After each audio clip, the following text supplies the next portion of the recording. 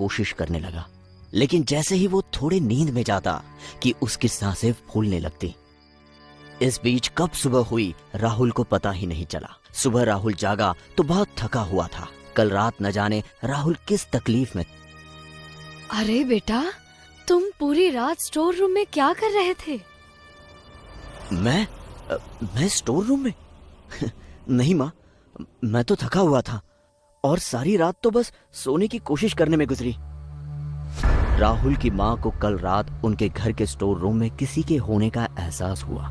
वो राहुल था या कोई और, इसका खुलासा जल्द ही होने वाला था। राहुल के साथ बहुत अजीबोगरीब एक्टिविटीज होने लगी थी। जैसे उसकी माँ टेबल पर नाश्ता रख के जाती और जब राहुल नाश्ता करने आता तब किसी ने पहले से ही वो खत्म कर दिया होता और प्लेट खाली मिलता। रात को चैन और सुकून की नींद सोना तो जैसे उसके लिए सपना बन चुका था। दिन पर दिन ये भयानक गतिविधियां उसको और कमजोर कर रही थी। राहुल की माँ को राहुल पर शक होने लगा था कि उसमें कुछ तो अजीब है जो बहुत जल्द पता लगाना होगा, नहीं तो वो भयंकर परेशानी में फंस सकता है।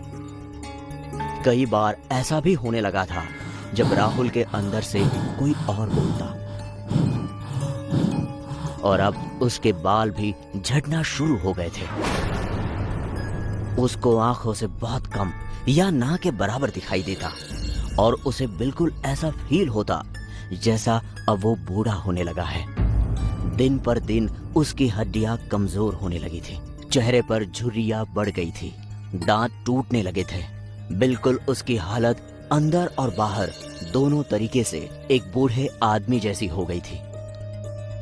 लेकिन एक हफ्ते में एक नौजवान शख्स बूढ़े व्यक्ति के चाल ढाल वेशभूषा में कैसे बदल सकता है? उसकी माँ को यकीन हो गया था कि उनका बेटा जरूर किसी माया का शिकार है या कोई तो साये ने उसे पकड़ और जकड़ के रखा है। बाबा को बुलाया। माँ ने एक बार बाबा को बुलाया। माँ ने इससे पहले कि राहुल की तबीयत और खराब उस बाबा का नाम कौटिल्य था और उन्होंने घर में प्रवेश करने के साथ ही नकारात्मक ऊर्जाओं को महसूस किया। देखो माते, मेरे पास कलाएं तो खूब है जिससे मैं इस बालक के ऊपर से उस राक्षस के साए को मिटा सकूं जिसने इसे अपना शिकार बनाया है।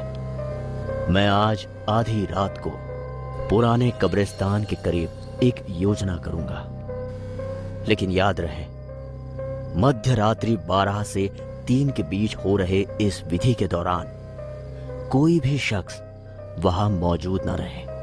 अगर किसी ने भी इस विधि को छिप कर देखा तो ना तो हम राहुल को बचा पाएंगे और ना ही उस दूसरे शख्स को। उस रात बाबा उस पुराने कब्रिस्तान के समीप लेकर आए जहां से ये पूरी कहानी शुरू हुई थी। बाबा ने अपनी योजना शुरू की। राहुल की रूह लगातार छटपटा रही थी। उसके अंदर बाबा को धमका रहा था। 2 घंटे 50 मिनट तक योजना सफल भी हो रही थी, लेकिन आखिरी 10 मिनट में कुछ ऐसा हुआ जिसकी कल्पना किसी ने नहीं की थी। राहुल के भीतर से अब जानवरों के चिल्लाने कुर्राने की आवाज निकलने लगी। ठीक उसी समय एक दूध वाला उसी कब्रिस्तान के करीब से गुजर रहा था। राहुल ने अपनी मायावी नजरों से उस दूध वाले को देखा, क्योंकि गुजरते वक्त उसकी नजर राहुल और उस योजना पर थी और राहुल भी बड़े गुस्से भरी निगाहों से उसे घूर रहा था। उसी वक्त राहुल के अंदर से एक भयानक राक्षस उभर कर निकला जो सीधा उस दूध वाले की तरफ दौड़ा। दूध वाला भी अपनी जान बचाकर भागने लगा, लेकिन उस राक्षस ने उसके आत्मा को उसके शरीर से निकाल दिया और उसकी डेड बॉडी को खाने लगा।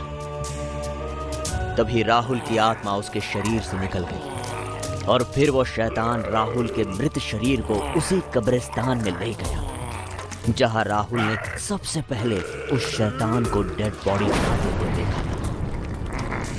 राहुल के डेड बॉडी को वो शैतान बहुत लालसा और चाव के साथ खा रहा था।